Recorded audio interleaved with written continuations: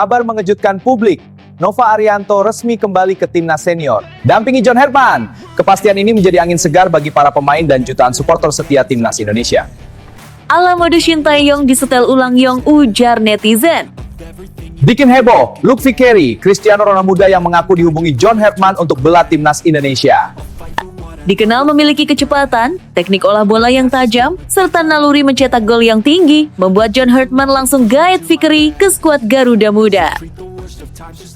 Top Marco top memang Pak Marji. Dihukum berat FIFA, Sumarji tegaskan tetap dampingi timnas Indonesia.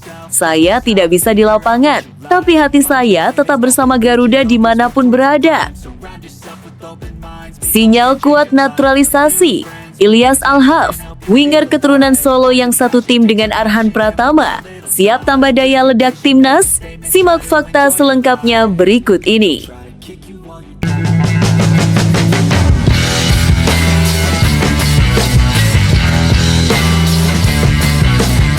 Sebelum kita lanjut ke berita terlengkapnya, alangkah mulianya bagi kalian untuk tekan tombol like, dan yang belum subscribe, tolong subscribe channel ini. Kabar mengejutkan publik. Nova Arianto resmi kembali ke timnas senior, dampingi John Herman. Kepastian ini menjadi angin segar bagi para pemain dan jutaan supporter setia timnas Indonesia. Ala mode Sintayong disetel ulang Yong, ujar netizen. Dunia sepak bola nasional kembali dikejutkan dengan kabar besar yang langsung menyedot perhatian publik. Nova Arianto resmi kembali ke jajaran kepelatihan tim nasional senior.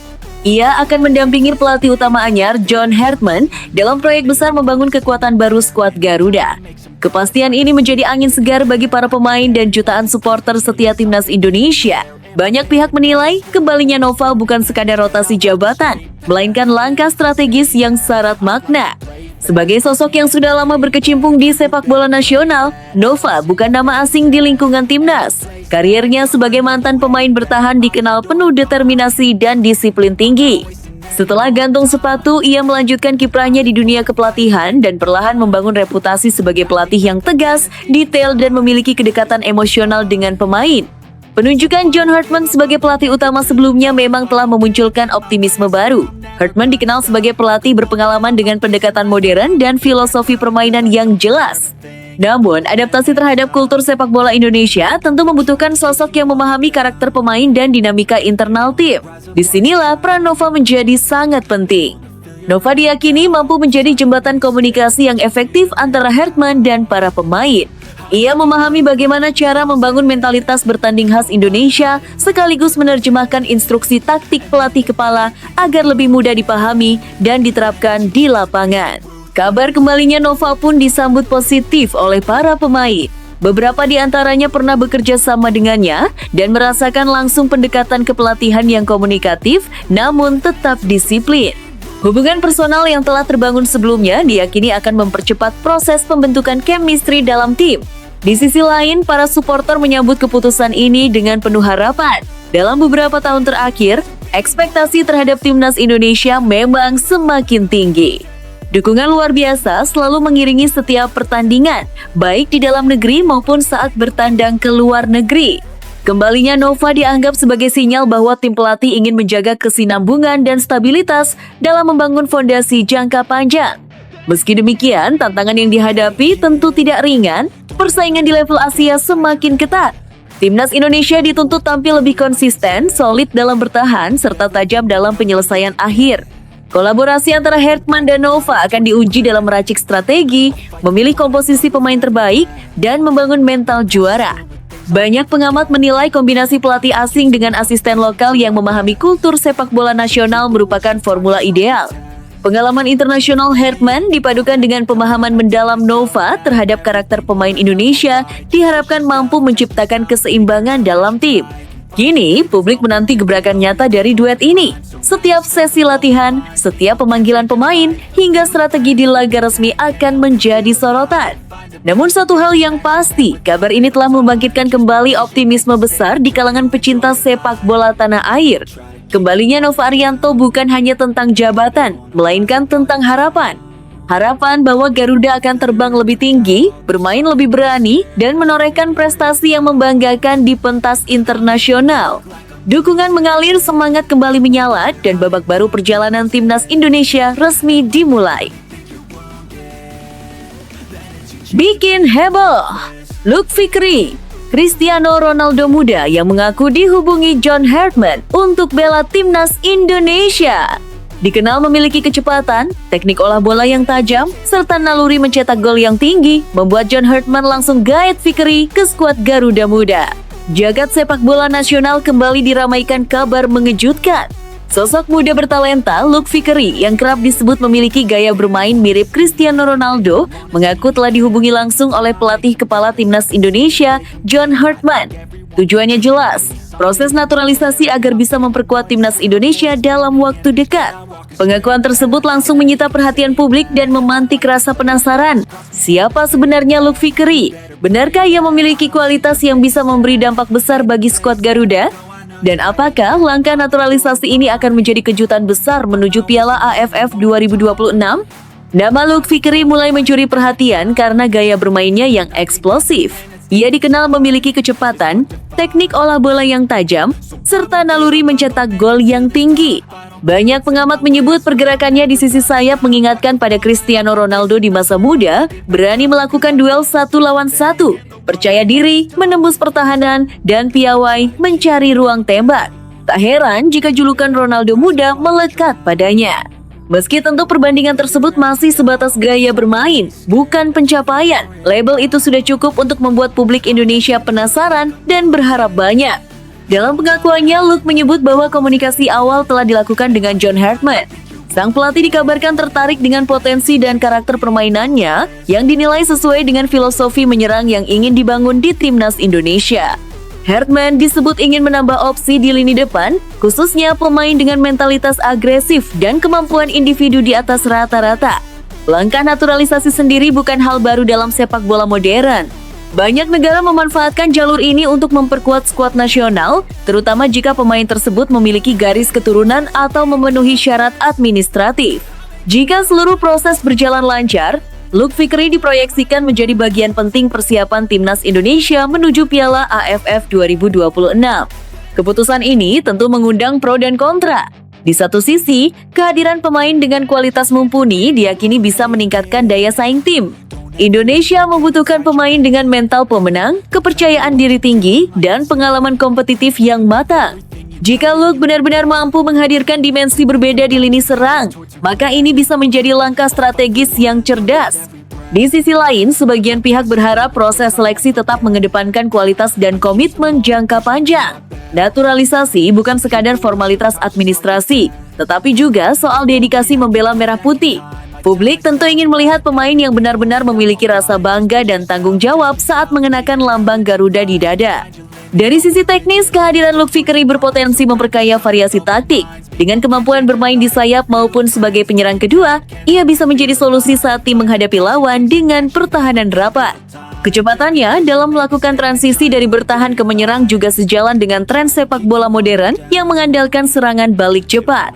Piala AFF 2026 sendiri dipandang sebagai momentum penting bagi timnas Indonesia untuk membuktikan konsistensi dan ambisi juara. Setelah beberapa edisi terakhir menunjukkan peningkatan performa, publik tentu berharap trofi akhirnya bisa dibawa pulang. Jika Luke benar-benar bergabung, ia berpotensi menjadi salah satu kartu kejutan dalam skuad. Namun semua itu masih bergantung pada kelancaran proses administrasi dan keputusan akhir federasi. Komunikasi yang sudah terjalin antara Luke dan John Hartman menjadi sinyal awal yang kuat, tetapi tahapan resmi tetap harus dilalui sesuai regulasi yang berlaku. Kini, sorotan publik tertuju pada perkembangan selanjutnya. Apakah Luke Fikri benar-benar akan mengenakan seragam merah putih? Apakah Ronaldo muda ini mampu menjawab ekspektasi besar supporter Indonesia? Satu hal yang pasti, kabar ini telah membangkitkan antusiasme dan rasa penasaran. Jika proses naturalisasi berjalan mulus, Piala AFF 2026 bisa menjadi panggung pembuktian bagi Luke Fikri sekaligus babak baru dalam perjalanan timnas Indonesia. Garuda mungkin saja sedang bersiap menyambut bintang baru di lini serang dan publik tak sabar menantikannya. Top Marco Top memang Pak Marji. Dihukum berat FIFA, Sumarji tegaskan tetap dampingi timnas Indonesia. Saya tidak bisa di lapangan, tapi hati saya tetap bersama Garuda dimanapun berada. Kabar mengejutkan datang dari dunia sepak bola nasional. Sosok yang selama ini dikenal dekat dengan para pemain dan menjadi figur penting di balik layar timnas Soemarji harus menerima hukuman berat dari FIFA.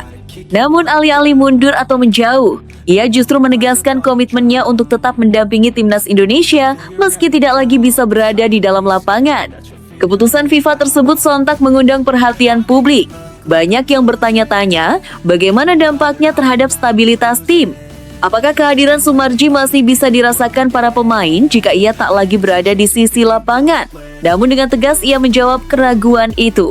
Saya tetap dampingi tetapi tidak bisa di dalam lapangan, ujarnya mantap. Kalimat tersebut sederhana, tetapi syarat makna. Bagi Soemarji, mendampingi timnas bukan sekadar berdiri di tepi lapangan atau memberi instruksi teknis.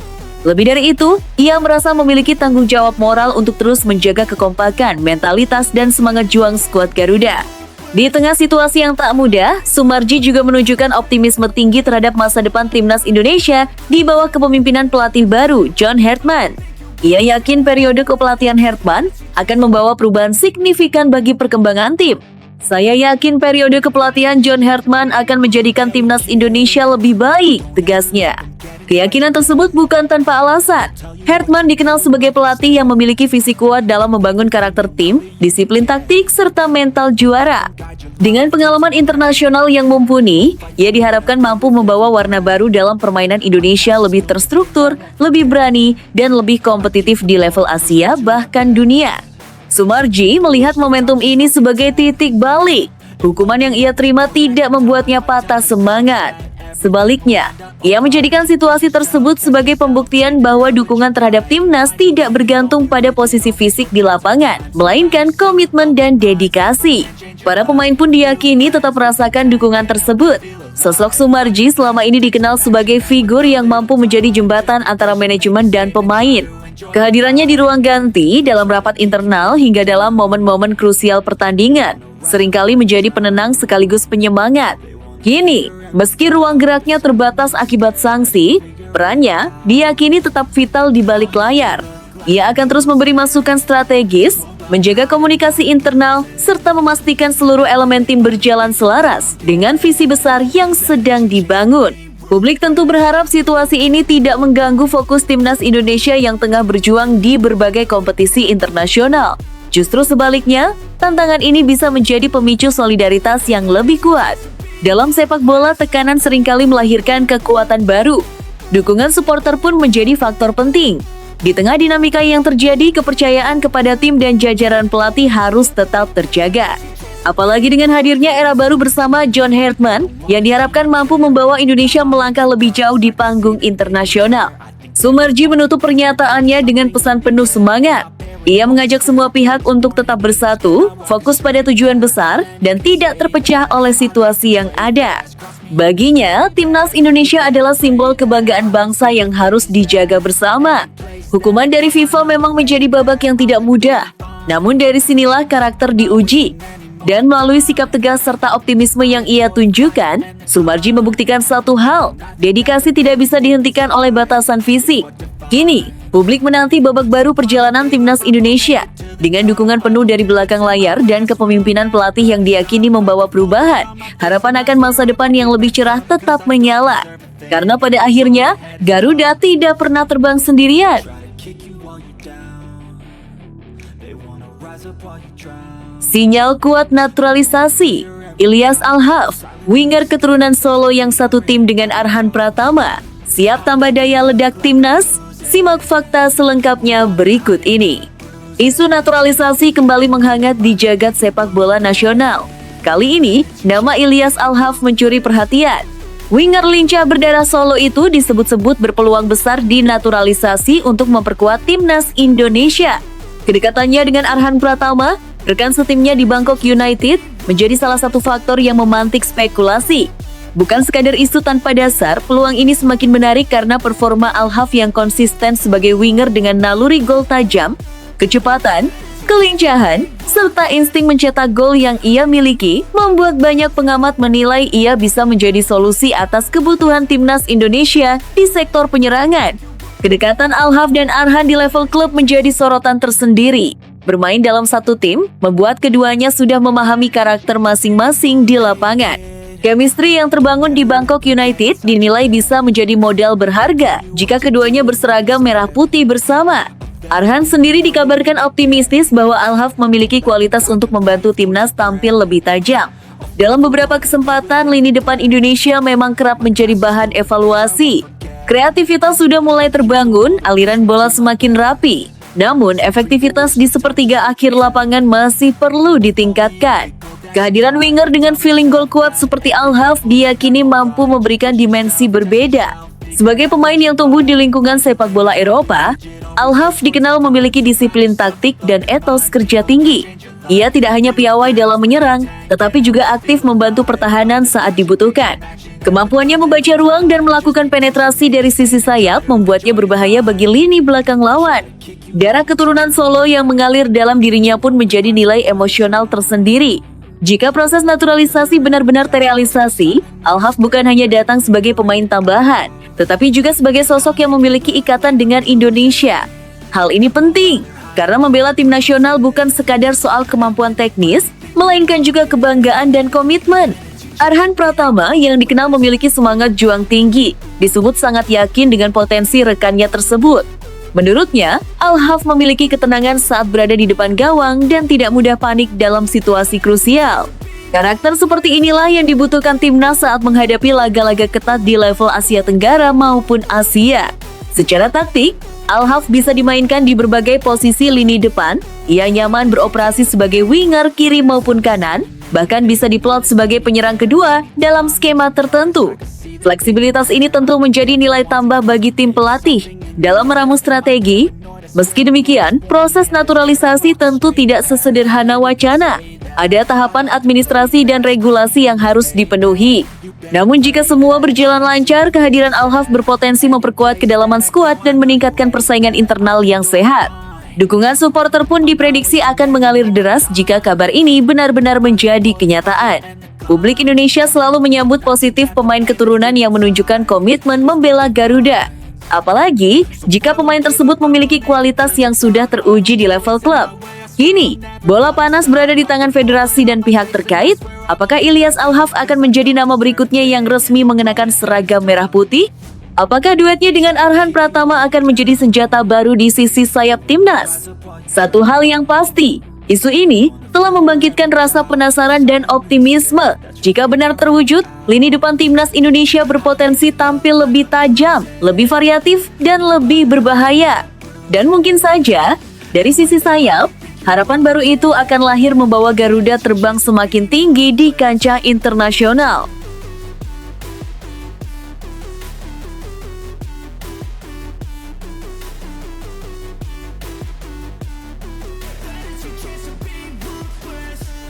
Asia terdiam, Madam Pang sebut. Sangat fantastis, timnas futsal Indonesia tumbangkan Jepang, taklukkan Iran, dan mengubah peta kekuatan Asia. Benarkah? Simak fakta selengkapnya berikut ini. Sejarah baru futsal Asia akhirnya tertulis dan nama Indonesia tercetak tebal di halaman utamanya. Tak ada yang benar-benar siap menyaksikan apa yang terjadi. Bahkan para pengamat paling optimistis pun harus mengakui satu hal. Apa yang dilakukan timnas futsal Indonesia adalah anomali besar dalam sejarah futsal Asia. Komentar paling mencuri perhatian datang dari sosok berpengaruh di sepak bola Asia Tenggara, Madam Pang. Dengan nada kagum yang tak bisa disembunyikan, ia menyebut pencapaian Indonesia sebagai sangat fantastis. Bukan tanpa alasan, Indonesia tidak hanya mengalahkan Jepang di semifinal, tetapi juga menaklukkan Iran di final, tim yang selama bertahun-tahun dijuluki sebagai Raja Futsal Asia. Perjalanan ini dimulai dari laga yang sudah dianggap mustahil. Menghadapi timnas futsal Jepang, Indonesia datang dengan status underdog. Jepang adalah simbol disiplin, kecepatan, dan pengalaman. Namun semua itu runtuh. Dengan permainan agresif, penuh keberanian, dan organisasi yang nyaris sempurna, Indonesia berhasil mematahkan dominasi Jepang. Kemenangan itu langsung mengguncang Asia. Namun ternyata itu baru awal. Di partai final, Indonesia dihadapkan pada tembok tertinggi Iran. Tim yang bukan hanya langganan juara Asia, tetapi juga kekuatan yang disegani dunia. Banyak yang memprediksi Indonesia akan kehabisan tenaga, mental, dan pengalaman. Tapi yang terjadi justru sebaliknya. Indonesia bermain tanpa rasa takut. Mereka menyerang, bertahan, dan mengontrol tempo seperti tim yang telah lama menjadi penguasa. Saat peluit akhir dibunyikan dan Iran resmi takluk, dunia futsal Asia seolah terdiam, sang raja tumbang. Dan yang berdiri di puncak adalah Indonesia. Madam Pang menyebut kemenangan ini sebagai sesuatu yang tidak normal dalam logika futsal Asia. Ia menilai Indonesia telah melompat jauh melampaui ekspektasi, bahkan mengubah peta kekuatan futsal kawasan dan benua. Dari tim yang dulu dipandang sebelah mata, Indonesia kini menjelma menjadi kekuatan yang ditakuti. Kini, satu persatu negara Asia Tenggara harus mengakui dominasi Indonesia. Tak hanya itu, Asia secara keseluruhan pun mulai tunduk. Jepang jatuh, Iran tumbang, dan Indonesia berdiri sebagai simbol era baru. Ini bukan kebetulan, ini bukan keberuntungan. Ini adalah hasil dari mental baja, keberanian kolektif, dan keyakinan bahwa Indonesia pantas berada di puncak. Apa yang kita saksikan hari ini adalah fenomena langka, sebuah anomali yang berubah menjadi kenyataan. Timnas Futsal Indonesia bukan lagi sekadar peserta turnamen. Mereka adalah penguasa baru, tim yang memaksa Asia untuk menyesuaikan diri, bukan sebaliknya. Kini pertanyaannya bukan lagi bisakah Indonesia menang, melainkan siapa yang mampu menghentikan Indonesia. Karena satu hal sudah jelas, Asia telah berubah dan perubahan itu bernama Timnas Futsal Indonesia. Namun tunggu dulu, setelah admin telusuri secara mendalam bahwa berita di atas adalah karangan belaka dan hoax, ini sebagai edukasi supaya penonton lebih jeli dalam memilih berita. Top Markoto pergerakan kilat. Daijiro Chirino, bek Eropa milik Almeria, kunci kekuatan baru Timnas Indonesia. Bek dengan disiplin taktik tinggi, kemampuan membaca permainan yang matang, serta ketenangan dalam mengawal lini belakang. Kualitas inilah yang membuat namanya masuk dalam radar John Hartman. Nama Daijiro Chirino mungkin belum terlalu akrab di telinga sebagian besar pencinta sepak bola Indonesia. Namun, dalam beberapa waktu terakhir, nama pemain bertahan yang merumput di Eropa ini mulai mencuat ke permukaan dan memantik rasa penasaran. Alasannya bukan main. Daijiro Chirino dikabarkan sudah dihubungi langsung oleh John Hartman, pelatih anyar Timnas Indonesia, sebagai bagian dari rencana besar memperkuat skuad Garuda. Daijiro Chirino saat ini tercatat sebagai pemain klub UD Almeria, salah satu klub Spanyol yang dikenal memiliki sistem pembinaan pemain muda yang ketat dan modern. Bermain di lingkungan sepak bola Eropa membuat Chirino tumbuh sebagai bek dengan disiplin taktik tinggi, kemampuan membaca permainan yang matang, serta ketenangan dalam mengawal lini belakang. Kualitas inilah yang membuat namanya masuk dalam radar John Hartman. John Hartman sendiri dikenal sebagai pelatih dengan kejelian luar biasa dalam melihat potensi pemain, termasuk mereka yang memiliki latar belakang diaspora. Pengalamannya membangun tim nasional yang kompetitif, membuat setiap langkahnya selalu diperhitungkan secara matang. Ketika Hartman mulai menjalin komunikasi dengan Daijiro Chirino, itu menjadi sinyal kuat bahwa Timnas Indonesia sedang dipersiapkan menuju level yang lebih tinggi. Daijiro disebut-sebut memiliki darah keturunan Indonesia yang membuka peluang besar untuk menjalani proses naturalisasi. Jika proses ini berjalan lancar, Indonesia berpotensi mendapatkan bek dengan standar Eropa, sesuatu yang selama ini masih menjadi titik lemah Timnas. Dalam beberapa turnamen internasional, Garuda kerap kesulitan menghadapi lawan yang kuat secara fisik dan cepat dalam transisi. Kehadiran sosok seperti Chirino bisa menjadi jawaban atas masalah tersebut. Secara karakter permainan, Daijiro Chirino dikenal sebagai bek modern. Ia tidak hanya kuat dalam duel 1 lawan 1, tetapi juga piawai membangun serangan dari belakang. Akurasi umpannya baik, posisinya rapi, dan ia tidak panik ketika ditekan lawan. Dalam sistem permainan John Hartman yang menekankan organisasi dan intensitas tinggi, profil seperti Chirino jelas sangat cocok. Langkah John Hartman mendekati Daijiro juga menunjukkan perubahan paradigma di tubuh Timnas Indonesia. Kini, bukan hanya soal bermain cepat dan penuh semangat, tetapi juga soal kualitas, pengalaman, dan kecerdasan taktik. Hartman tampak ingin membangun tim yang tidak hanya kompetitif di Asia Tenggara, tetapi juga mampu bersaing di level Asia bahkan dunia. Antusiasme publik pun mulai terasa. Banyak penggemar berharap proses naturalisasi Daijiro Chirino bisa berjalan mulus dan cepat. Jika benar ia bersedia mengenakan seragam merah putih, maka lini belakang Timnas Indonesia akan mendapatkan tambahan kekuatan yang sangat signifikan. Kolaborasi antara pemain lokal potensial dan pemain diaspora berkualitas Eropa bisa menciptakan keseimbangan ideal dalam skuad Garuda. Namun, tentu semua masih menunggu kejelasan resmi. Sepak bola internasional tidak hanya soal kualitas di lapangan, tetapi juga administrasi, regulasi, dan komitmen jangka panjang. Meski demikian, sinyal awal dari komunikasi John Hartman dengan Daijiro Chirino sudah cukup untuk membuat publik optimistis. Jika rencana ini terwujud, maka kita sedang menyaksikan babak baru dalam sejarah timnas Indonesia. Daijiro Chirino bukan sekadar pemain naturalisasi, melainkan simbol dari visi besar John Hartman, membangun timnas yang kuat, disiplin, dan disegani. Kini tinggal menunggu waktu apakah bek berbakat Eropa ini benar-benar akan menjadi tembok kokoh baru bagi Garuda.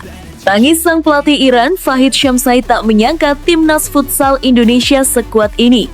Saya tidak menyangka timnas Indonesia asuhan Hector Souto bisa sehebat dan seganas ini, ucap Shamsai dengan suara bergetar. Simak fakta selengkapnya berikut ini. Dunia futsal Asia dibuat terdiam. Bukan hanya karena kemenangan demi kemenangan yang diraih timnas futsal Indonesia, tetapi karena satu pengakuan mengejutkan dari sosok besar futsal dunia, Fahid Shamsai, pelatih timnas futsal Iran. Pria yang dikenal dingin, tegas, dan syarat pengalaman itu mengaku sempat menangis menjelang laga final menghadapi Indonesia. Bagi Shamsai, ini bukan sekadar pertandingan biasa. Ini adalah momen emosional yang tak pernah ia bayangkan sebelumnya. Saya tidak menyangka timnas Indonesia asuhan Hector Souto bisa sehebat dan seganas ini, ucap Shamsai dengan suara bergetar. Kalimat itu seolah menjadi pengakuan jujur bahwa peta kekuatan futsal Asia sedang berubah drastis. Iran selama ini dikenal sebagai raksasa futsal Asia. Mental juara, pengalaman internasional, dan tradisi panjang membuat mereka kerap tampil tanpa rasa takut. Namun kali ini berbeda. Lawan yang mereka hadapi bukan hanya kuat secara teknik, tetapi juga menyerang mental. Perjalanan timnas futsal Indonesia menuju final memang luar biasa. Anak-anak asuhan Hector Souto tampil agresif, berani, dan penuh kepercayaan diri. Puncaknya terjadi saat Indonesia secara mengejutkan menggulung timnas futsal Jepang dengan skor 5,3. Jepang, tim yang dikenal disiplin dan efisien, dibuat kelabakan oleh intensitas dan keberanian Indonesia. Shamsai mengakui bahwa kemenangan atas Jepang menjadi titik balik emosional baginya. Ketika saya melihat bagaimana Indonesia mengalahkan Jepang, saya mulai khawatir. Bukan karena skor, tapi karena mental mereka, ujar Shamsai. Menurutnya, timnas Indonesia bukan hanya bermain untuk menang, tetapi bermain dengan keyakinan bahwa mereka memang pantas menang. Mental seperti itulah yang selama ini menjadi ciri khas Iran, dan kini ia melihatnya justru ada pada Indonesia. Di ruang ganti, menjelang final, Shamsai bahkan mengaku sempat terdiam lama. Ia memikirkan bagaimana tim yang dulu dianggap kuda hitam kini menjelma menjadi monster lapangan. Saya menangis bukan karena takut kalah, tetapi karena saya sadar futsal Asia sedang melahirkan kekuatan baru, ungkapnya jujur. Nama Hector Souto pun menjadi sorotan utama. Pelatih asal Spanyol itu dinilai berhasil menanamkan filosofi bermain modern, cepat, agresif, dan tanpa rasa inferior. Para pemain Indonesia bermain seolah tak memiliki beban sejarah, justru menjadikan tekanan sebagai bahan bakar. Yang paling membuat Iran waspada adalah keberanian Indonesia dalam mengambil risiko. Mereka tidak menunggu lawan melakukan kesalahan, mereka memaksa lawan melakukan kesalahan. Indonesia tidak bermain seperti tim Asia Tenggara. Mereka bermain seperti tim Eropa atau Amerika Selatan, tambah Shamsai. Final pun menjadi laga yang syarat emosi dan makna, bukan hanya soal trofi, tetapi soal pengakuan. Jika Indonesia mampu mempertahankan mental baja yang mereka tunjukkan, maka bukan tidak mungkin sejarah baru akan tercipta. Tangisan Fahid Shamsai menjadi simbol bahwa timnas futsal Indonesia kini bukan lagi tim yang dipandang sebelah mata. Mereka adalah ancaman nyata, dan dunia mulai menyadarinya. Satu hal yang pasti, sebelum peluit final dibunyikan, Indonesia sudah menang satu hal, rasa hormat dari sang raksasa Asia. Manchester United intai Kalulu, Juventus siap mati-matian pertahankan bek andalannya. Manchester United dikabarkan memantau perkembangan Pierre Kalulu yang tengah dipinjamkan ke Juventus dari AC Milan. Bek berusia 25 tahun itu masuk radar setan merah untuk bursa transfer musim panas 2026. Bahkan laporan menyebut pemandu bakat telah disiapkan untuk mengawasinya. Kalulu tampil impresif sejak merapat ke Juventus. Namun, situasi finansial membuat si nyonya tua berpotensi kesulitan menandingi tawaran klub-klub Liga Inggris, baik dari sisi biaya transfer maupun gaji. United pun tidak sendirian. Aston Villa dan Tottenham Hotspur juga dikabarkan berminat. Villa memiliki daya tarik karena berpeluang tampil di Liga Champions musim 2026-2027. Sementara Spurs tengah terpuruk di papan bawah dan baru berpisah dengan Thomas Frank, situasi yang bisa memengaruhi keputusan sang pemain. Di sisi lain, kebutuhan United cukup mendesak. Lini belakang masih mengandalkan Harry Maguire dan Lisandro Martinez, sementara Matthijs De Ligt cedera dan Leny Yoro belum konsisten. Menurut Anda, apakah Kalulu cocok memperkuat Manchester United atau justru Juventus mampu mempertahankannya? Tulis pendapat Anda di kolom komentar.